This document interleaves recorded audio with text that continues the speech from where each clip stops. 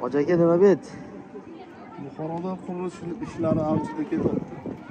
Ulardan bittasi o'tda oldin magazinlar bo'lgan. Ularni buzib, rekonstruksiya qilishmoqchi bo'lgan paytimizda tagidan millatdan avvalgi 3-asrga oid tarixiy obidalar chiqqan ichidan. Mashtam. To'xtatib qo'yishgan emas. Hozir qayerga endi? Arkka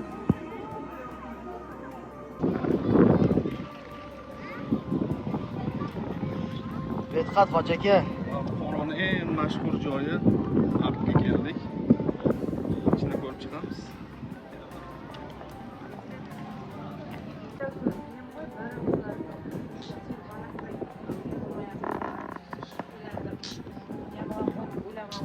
Necha yil deganda Arkka ichki qismi ochildi. Kelib ko'rishinglar mumkin.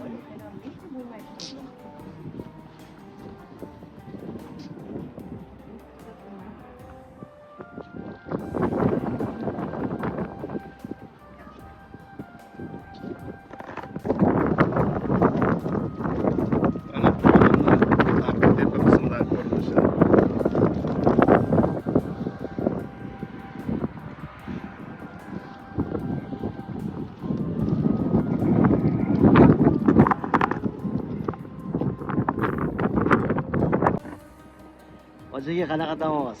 Zo'r gap yo'q. Maza qiladi. Manzara zo'rmi?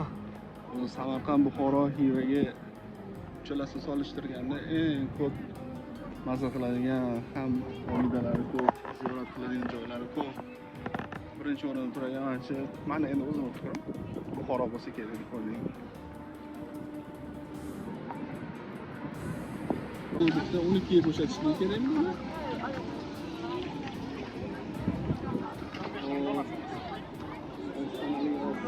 Kechani ko'chiruv deydi.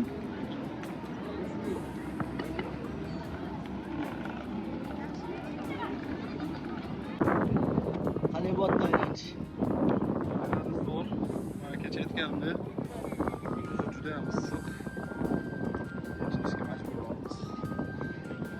Shamol bor-ku, issiq.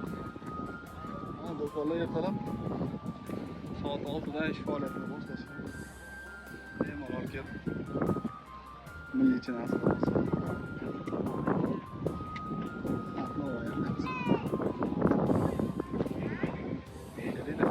Sog' bo'lasizlar.